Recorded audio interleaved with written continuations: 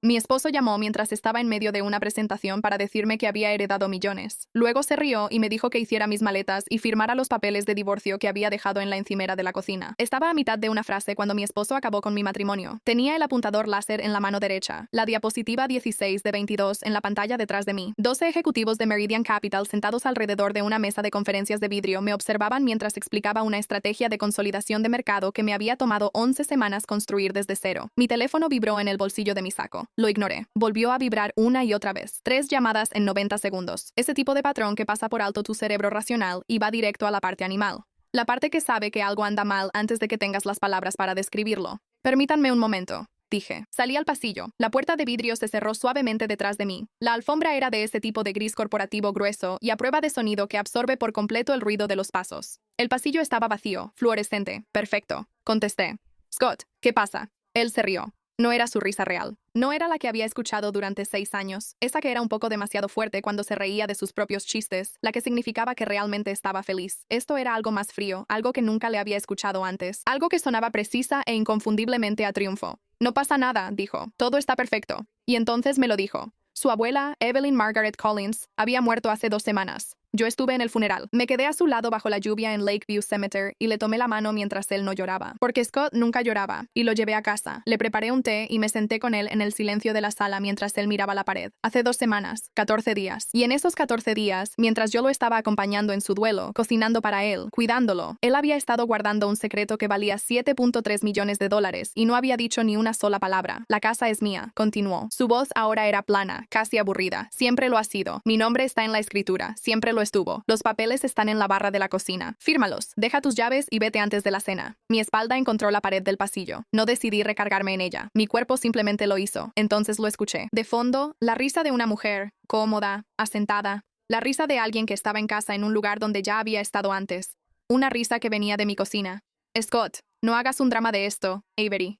La línea se cortó. Me quedé parada en ese pasillo gris durante 11 segundos. Los conté después, de la manera en que reconstruyes un trauma, detalle por detalle, tratando de encontrar el momento en que el mapa dejó de coincidir con el territorio. Luego regresé a la sala de conferencias, tomé el apuntador láser y terminé la presentación. No porque sea impresionante, sino porque no sabía qué más hacer. Llevaba 6 años, 2 meses y 14 días casada con Scott Michael Collins la mañana en que me llamó para sacarme de esa reunión. Nos conocimos en una gala de recaudación de fondos para un hospital infantil, ese tipo de evento donde todos aparentan hacer filantropía en vez de practicarla realmente. Él era encantador de esa manera específica de los hombres que han aprendido que el encanto es una herramienta, utilizada con precisión y calibrada para la audiencia. Tenía 31 años, llevaba 3 años en un puesto de directora en Strand Consulting Group y era cautelosamente optimista sobre mi vida, como lo eres cuando finalmente suficientes cosas empiezan a salir bien. Era guapo, su cabello oscuro ya empezaba a encanecer en las sienes, de ese tipo de canas que parecen intencionales. Hacía buenas preguntas y recordaba las respuestas. En nuestra tercera cita mencionó algo que yo había dicho de pasada en la primera, un libro que tenía ganas de leer y me dio una copia. Pensé, este es un hombre que pone atención. Tenía razón sobre eso. Solo malinterpreté a qué le estaba poniendo atención. Nos casamos 22 meses después de conocernos, en un viñedo en el valle de Shenandoah. Mi vestido era de seda color champán. La abuela de Scott, Evelyn, se sentó en la primera fila. Tenía 81 años y era muy aguda. Y justo antes de que caminara por el pasillo, me miró y me hizo un pequeño y discreto gesto con la cabeza, como si aprobara, como si hubiera estado observando y hubiera tomado una decisión. Siempre me había gustado eso de ella. Debía haber puesto más atención a lo que ella estaba observando. La casa era de Scott antes de que nos casáramos. Él la había comprado 4 años antes. Un bungalow de estilo craftsman en Westmore Heights, con hortensias a lo largo del camino de entrada y un columpio en el porche que rechinaba en las mañanas frías. Su nombre estaba en la escritura. Yo lo sabía. Hablamos, de manera informal, sobre refinanciar, sobre agregar mi nombre, sobre cómo se veía lo nuestro en la práctica y legalmente, y esas conversaciones nunca terminaron del todo. Me dije a mí misma que no era urgente. Me dije que teníamos tiempo. Me dije muchas cosas. Mirando hacia atrás, y he pasado varios meses haciéndolo, hubo señales que elegí no ver. La forma en que a veces se quedaba callado con su teléfono cuando yo entraba a una habitación, girando la pantalla en un sutil medio giro que registré como algo privado, pero no alarmante. El estado de cuenta de la tarjeta de crédito, 6 meses antes de la llamada telefónica, que tenía un cargo de Ardmore Jewelers por $412, que noté, cuestioné internamente y finalmente racionalicé como un regalo de cumpleaños adelantado para mí que simplemente olvidé cuando no llegó ningún regalo. Los viajes de negocios que parecían un poco más frecuentes de lo que su puesto requería. Directora regional de ventas ventas en una empresa manufacturera. La caja de zapatos. Había una caja de zapatos. En el fondo del closet de la recámara, detrás de sus carpetas viejas de impuestos, debajo de una cobija de invierno. La encontré 8 meses antes de la llamada telefónica, por accidente, buscando un sombrero. Miré dentro, vi lo que vi, los bordes de recibos, la letra de una mujer en una nota doblada y volví a poner la tapa. Volví a poner la tapa. Ese es el detalle con el que más batallo incluso ahora. No es que no supiera, que vi la caja, sentí el miedo recorrerme como agua fría y elegí no mirar, porque mirar lo haría real. Porque el matrimonio, la casa, el columpio del porche, la seguridad particular y ordinaria de una vida que había construido. No estaba lista para perderlo, así que en ese momento elegí no saber. El universo eventualmente tomó la decisión por mí.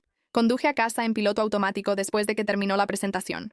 No recuerdo el camino. Recuerdo las hortensias. Todavía estaban floreciendo, moradas y blancas, llenas y pesadas, como se ponen a finales de octubre, después de su mejor momento, pero aún hermosas. Las planté el primer otoño después de que nos casamos. Yo misma cavé los hoyos un sábado mientras Scott jugaba golf y las regué durante 2 sequías. Todavía estaban ahí, completamente indiferentes a lo que había pasado en las últimas 3 horas. Por dentro ya no era la misma casa.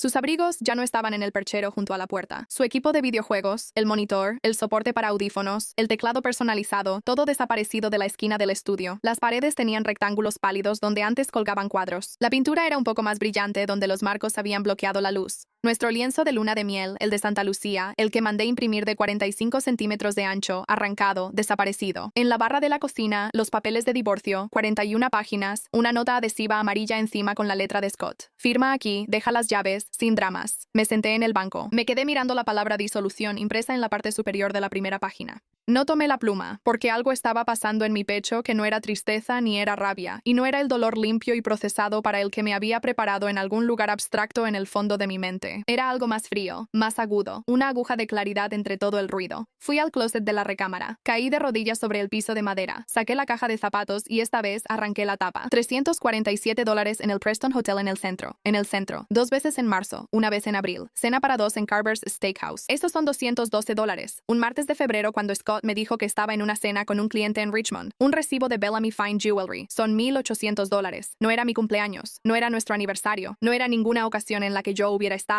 Todo en nuestra cuenta conjunta. Cargado a la cuenta sin ocultarlo, como si me retara a mirar. Y en la parte de atrás de un boleto arrugado de ballet del Preston, con la letra de Scott, 2 palabras. Kayla Jensen, un nombre, su nombre. Me senté en el piso del closet con los recibos esparcidos a mi alrededor y pensé en la versión de mí misma que había guardado esto hace 8 meses. Pensé en lo que ella había estado protegiendo. Pensé en lo que le había costado. Esa noche, Scott llamó de nuevo. 10:48 de la noche. Casi no contestó. Contesté. Quiero que lo sepas, dijo, y su voz tenía esa misma frialdad fingida que en la llamada del pasillo, que Kayla está embarazada. Nos vamos a casar el próximo mes. Hizo una pausa. Dejó que eso se sintiera, asegurándose de que lo entendiera. Te lo digo ahora porque quiero que entiendas que esto se terminó. Ya se había terminado. Firma los papeles, Avery. Que todo quede limpio. Colgó. Me quedé sentada en lo que había sido nuestro dormitorio. Su dormitorio, técnicamente, legalmente. Su nombre estaba en la escritura, y siempre había estado ahí. Y sostuve el teléfono con ambas manos y respiré con mucho cuidado durante mucho tiempo. Él quería que estuviera tan destrozada que firmara cualquier cosa solo para dejar de sufrir. Había calculado mal lo bien que funciono bajo presión. 3 días después, Rachel Odom me llevó a la oficina de un abogado en la calle Hargrove. Rachel es mi mejor amiga desde hace 11 años. Ella es enfermera pediátrica. Mide 1,62. Tiene la precisión organizativa de una operación militar y la inteligencia emocional de alguien que pasa su vida profesional lidiando con niños asustados y con padres aún más asustados. Cuando la llamé la noche del anuncio de Kayla, no hizo preguntas. Dijo, no toques esos papeles. Voy para allá. Llegó a las 11:30 de la noche, con su bolsa de viaje y una botella de agua mineral, y durmió en el sofá durante 2 noches. En la tercera mañana dijo, te hice una cita con Jerome Carter. Vamos a las 2. Jerome Carter tiene 63 años, 40 años en derecho familiar, y es el tipo de abogado que te hace sentir que la habitación tiene más gravedad cuando entra. Su oficina está en el 4º piso de un edificio que huele a madera vieja y confianza ganada. Su asistente, una mujer llamada Patricia, que se mueve con una autoridad tranquila, nos ofreció agua. Las paredes tenían diplomas de la Facultad de Derecho de la UBA y cartas enmarcadas que no intenté leer. Jerome tomaba notas en silencio. Pluma negra Pilot, blog legal.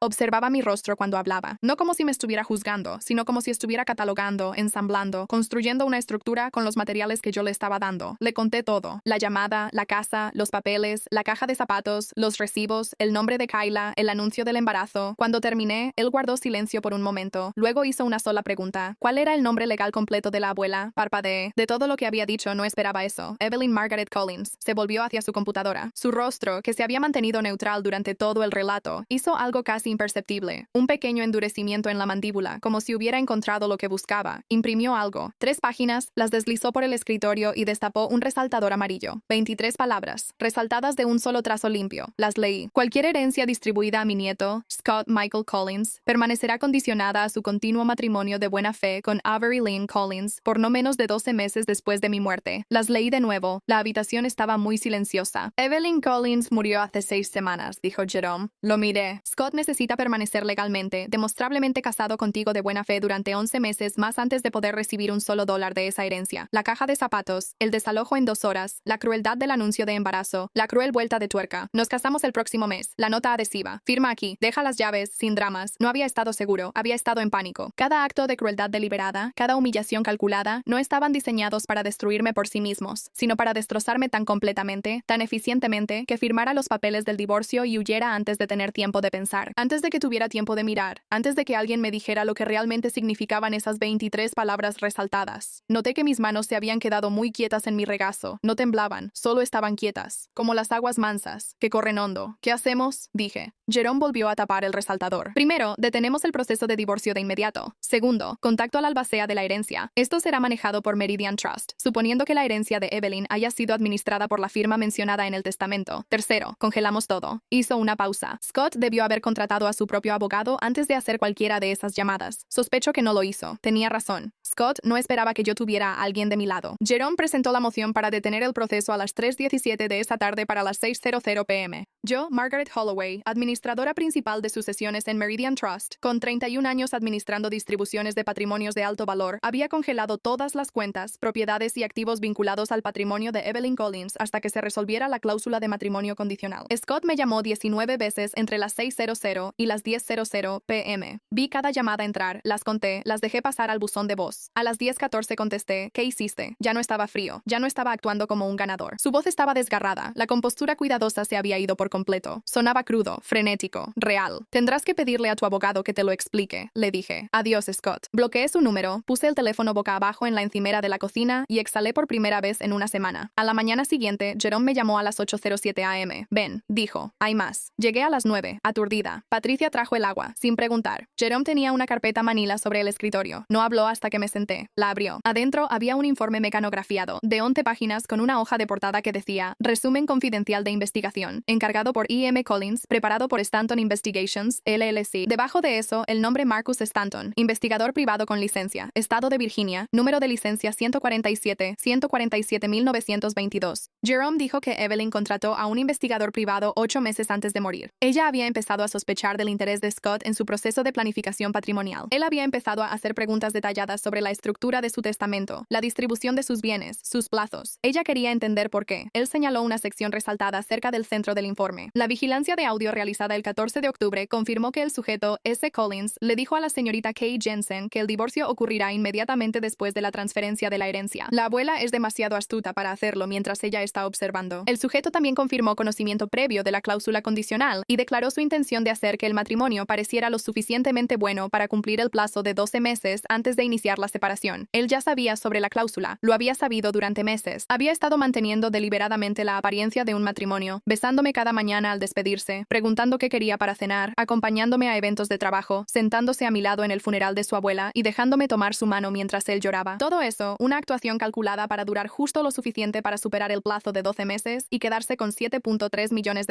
Pausa rápida. Si quieres más historias como esta y de mejor calidad, mi Spotify está enlazado en la descripción. Miré la fecha en la nota de vigilancia de audio, 14 de octubre, 8 meses antes de que Evelyn muriera. La mañana del 14 de octubre, le preparé huevos revueltos a Scott con el romero que le gustaba. Me dio un beso en la mejilla antes de irse. Me dijo, no trabajes hasta tarde. Jerome cerró la carpeta. También hay una propiedad, dijo, una casa junto al lago en Briar Point. Se mantenía separada del patrimonio principal. Evelyn la tenía en un fideicomiso personal que estableció en 1989. Scott o no lo sabía o eligió no revelarlo. Hizo una pausa. Ella dejó una carta con Margaret Holloway para que se abriera en caso de que se activara la cláusula condicional. Tengo una copia. Deslizó una sola hoja sobre el escritorio. La letra de Evelyn. La reconocí de las tarjetas de cumpleaños, de la nota que envió cuando Scott y yo nos comprometimos, de años de correspondencia breve y cuidada. Me di cuenta de que ella había escrito esto en algún momento durante el último año de su vida, mientras estaba observando, mientras Marcus Stanton recopilaba sus notas de vigilancia, mientras Scott hacía preguntas sobre sus plazos. Las respuestas no están en el dinero, había escrito. Están en Briar Point. Ve a la casa del lago. Ve tú misma, Avery. Mira debajo del cajón central en la cocina. Mira detrás del panel. La llave es de latón. La caja es antigua. Lo que hay dentro no es para que yo me lo quede. Debió haber sido tuyo desde el principio. Lo leí 2 veces. ¿Qué significa eso? Dije. Jerome me miró con la expresión de un hombre que sospecha que conoce el final y ha decidido que necesitas descubrirlo por ti misma. Creo, dijo con cuidado, que deberías ir a Briar Point. Rachel me llevó en auto durante 4 horas hacia el norte, a través de ese tipo de campo de Virginia que se vuelve ámbar en noviembre, con las montañas tornándose moradas a lo lejos. Llegamos a la casa del lago a las 3:41 p.m. Margaret Holloway había arreglado que la llave la dejara un administrador de la propiedad llamado Bill Ferris, quien la entregó con la eficiencia silenciosa de alguien que ha aprendido a no hacer preguntas sobre asuntos legales familiares. La casa era pequeña, con tejas de cedro, olía a humo de leña, a libros viejos y a algo ligeramente floral que no podía identificar. La presencia de Evelyn estaba en todas partes, en las impresiones de acuarela en las paredes, los frascos etiquetados a mano en la despensa. La silla de lectura junto a la ventana estaba orientada hacia el lago. Fui a la cocina, al cajón del centro. Debajo de él, en el espacio entre el cajón y el marco del gabinete, fijada con una tira magnética, había una pequeña llave de latón. El panel falso estaba en el gabinete inferior, del lado derecho, una unión que no habría notado si no la estuviera buscando. Presioné los bordes hasta que cedió, y adentro, en la oscuridad de la pared del gabinete, había una caja fuerte, de color gris peltre, antigua, como Evelyn había dicho, pesada. La llave de latón encajó. Dentro de la caja, un sobre sellado. Y debajo, un documento doblado, papel viejo, de esos que crujen en los dobleces y huelen a décadas. Lo desdoblé con cuidado. Era un acta de nacimiento. Miré el nombre. Lo miré durante mucho tiempo. Entonces, me senté en el piso de la cocina de la casa del lago de Evelyn Collins y entendí por qué ella había escrito que debió haber sido tuyo desde el principio. No te voy a contar todo lo que decía el documento. No porque quiera proteger a Scott.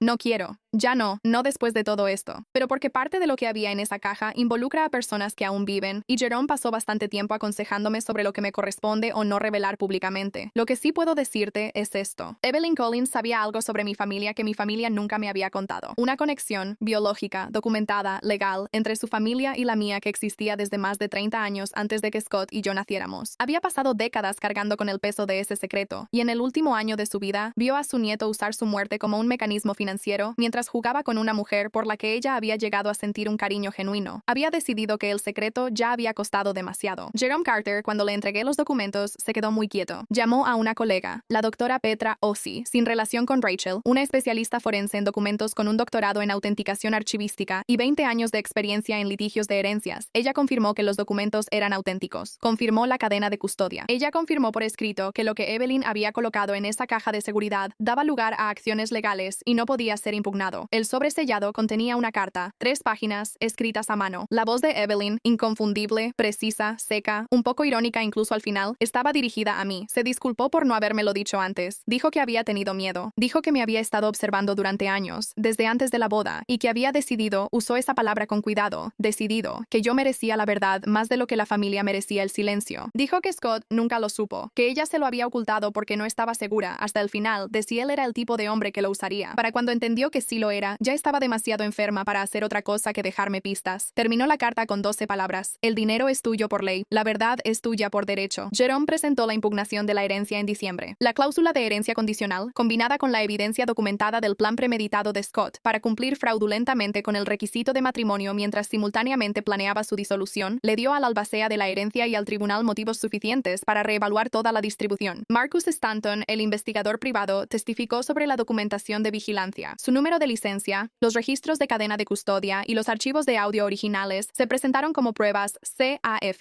Margaret Holloway, la albacea de la herencia, documentó formalmente que Scott no reveló su plan preexistente de violar el requisito de matrimonio de buena fe, clasificándolo como una tergiversación material en el proceso de la herencia. El nombre de Kayla Jensen apareció en los procedimientos de maneras que Scott no había anticipado porque la vigilancia de Marcus Stanton había sido exhaustiva, y la vigilancia exhaustiva tiende a documentar más que solo lo específico que se buscaba encontrar. Scott contrató a un abogado en noviembre, uno bueno, William Haas de Haas, Dalton y Reed, quien tiene reputación como un tenaz litigante de derecho familiar. Pero William Haas no había recibido toda la información por parte de su cliente y los abogados, como cualquier otra persona, no pueden construir una defensa sobre una base que su cliente les ha ocultado deliberadamente. Jerónimo me dijo, con cuidado y sin placer, que había escuchado por canales profesionales que la relación entre Scott y su abogado se había vuelto tensa. El divorcio finalmente siguió su curso, en términos que Jerónimo negoció desde una posición mucho más fuerte de lo que Scott había anticipado cuando dejó ese post-it en la encimera. La casa, el bungalow de estilo Craftsman en Westmore Heights, la que siempre ha tenido su nombre en la escritura, fue refinanciada durante el acuerdo de divorcio. Yo no la quería, quiero dejar eso claro. No luché por la casa por venganza ni por sentimentalismo. Luché porque la distribución equitativa lo requería y porque Jerónimo me lo aconsejó. La inversión matrimonial que hice en esa propiedad, las hortensias, los años de mantenimiento, las contribuciones financieras para la renovación que hice con mi propio dinero, constituían un interés patrimonial conyugal documentado, sin importar de quién fuera el nombre en la escritura. Tomé mi parte, me fui. El asunto de la herencia tomó más tiempo. La conexión familiar que Evelyn había documentado creó una complicación legal que Jerónimo, el doctor Saibe, Saif, Osei y 2 especialistas adicionales tardaron 4 meses en resolver. No te diré la cifra final porque, sinceramente, todavía se siente irreal decirla en voz alta. Te diré que Evelyn Collins, aún después de muerta, corrigió algo que nunca debió haber necesitado corrección. Y te diré que el día en que se finalizó el acuerdo, Raquel me llevó de regreso a Briar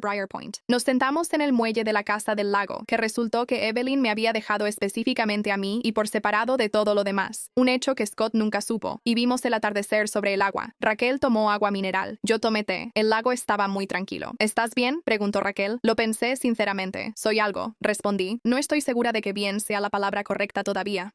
Ella asintió. Esa es una respuesta aceptable. Un año después, estoy escribiendo esto desde la Casa del Lago, desde la silla de lectura junto a la ventana que Evelyn colocó en dirección al agua.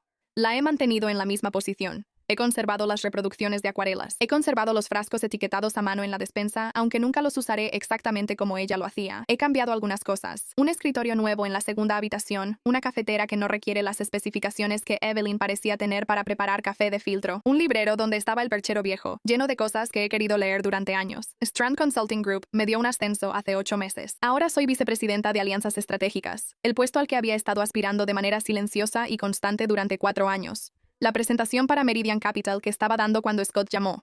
Ganamos el contrato. 11 semanas de trabajo que completé, facturé y entregué mientras, al mismo tiempo, descubría que mi matrimonio era un instrumento financiero que alguien había estado calibrando durante años. No sé dónde está Scott. Jerome me ha aconsejado no involucrarme, y he encontrado ese consejo fácil de seguir. Escuché por medio de un conocido en común, ese tipo de contacto casual entre profesionales que no puedes eliminar por completo en una ciudad, que el embarazo de Kayla no terminó en boda. No sé más que eso, y no he intentado averiguar. Lo que sí sé es esto. Evelyn Collins se sentó en la primera fila en mi boda, y me hizo un gesto con la cabeza. Pensé que significaba aprobación. Ahora creo que significaba algo más complicado. Una mujer que vio lo que se avecinaba y que ya estaba tratando de decidir cómo ayudarme, y que pasó los últimos años de su vida reuniendo en silencio las herramientas que necesitaría cuando todo se viniera abajo. No logró detenerlo, pero se aseguró de que pudiera sobrevivir. Se aseguró de que supiera la verdad. Se aseguró de que lo que era mío me encontrara. La mañana en que me fui del bungalow estilo Craftsman en Westmore Heights por última vez, pasé junto a las hortensias. Estaban inactivas por el invierno, ramas marrones en el suelo, aparentemente muertas. Pero no realmente. No las corté. No tomé un esqueje. Ni siquiera las toqué. Yo las planté. Seguirían creciendo conmigo o sin mí, porque eso es lo que hacen las cosas que uno planta. Me subí al auto. No miré atrás. Él pensó que se había deshecho de algo que ya no necesitaba. En realidad, había dejado ir lo único que lo mantenía a flote.